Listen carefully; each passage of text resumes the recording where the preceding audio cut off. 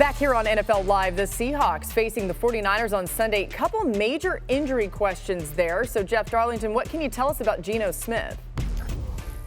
Yeah, let's start with Geno Smith. He was out of practice dealing with a groin injury on Thursday and also dealing with some other injuries as well, lingering arm and elbow injury. As a result, the team is considering the possibility of Drew Lock taking over the starting role. We'll still see on this. Obviously, we've got a little bit of time, but certainly something we need to be watching.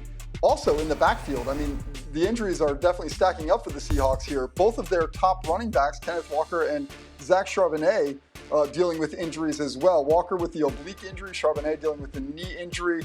The good news there is that Pete Carroll seems to be optimistic about both guys. We're talking about an oblique injury on Walker that he suffered November 19th, but Carroll said that he's been flying around during some of the work that he's gotten this week. Charbonnet is also moving around well. He's not dealing with a knee injury, just a knee bruise. So it is a matter of pain tolerance. Carroll does believe that Charbonnet should be good to go in time for the game. So they could get those guys back and really could get Geno Smith back as well. Yeah, I mean, it sounds like, could be a lot more positive than what it feels like. But if those guys aren't out there, that's a big blow. Mina, the Seahawks lost to the 49ers 31-13 just 2 weeks ago. You hear some of the injury concerns there. What can they do to have a little bit more success this time around? Yeah, the Seahawks' best defense in this one is just offense. And we saw last week against Dallas, the offense has a ceiling that is very high. I think they're actually capable of putting up points on San Francisco. But if they want to do that, they have to take a completely different tack to what they did on Thanksgiving, which was inexplicably throw at the 49ers' best defensive back over and over and over.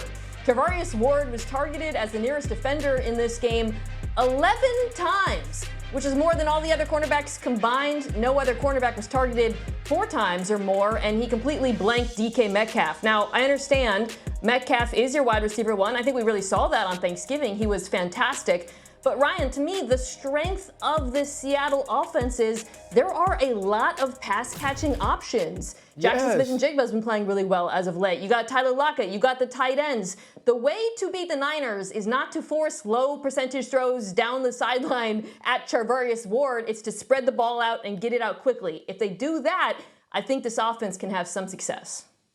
Mina, I love that you hit on that matchup. To me, that's the major matchup on the back end. We also saw Charvarius Ward facing A.J. Brown last week, and he did a tremendous job. You actually saw the Dallas Cowboys switch Stephon Gilmore on to DK Metcalf late in that game last week. And so, to me, it's about JSN. It's about Tyler Lockett. But it's also about Shane Waldron. I need him to get in his bag like Tyrese Halliburton has been in his bag this year during this in-season tournament. I need him to figure out ways to get the ball to the perimeter, have the ball get out of Geno Smith's hand, and use Jackson Smith-Njigba, Tyler Lockett, and get them in space where they put the San Francisco 49ers in the same sort of conundrums the 49ers put people in offensively. If you can do that, if Shane Waldron can figure out how to protect Geno Smith by getting the ball out of his hands and allowing his playmakers opportunities for one-on-ones in the open field, I feel that this is the better option than continuing to force the ball at Charvarius Ward the entire day. And now you can use your play action when you want to get those shots. All right, guys, we're going to pick this one. We're going to just throw the picks all up at the same time because we're all on the 49ers. I was trying to convince myself to pick the Seahawks. I couldn't do it. I think the 49ers are the best team in football. I know you guys agree.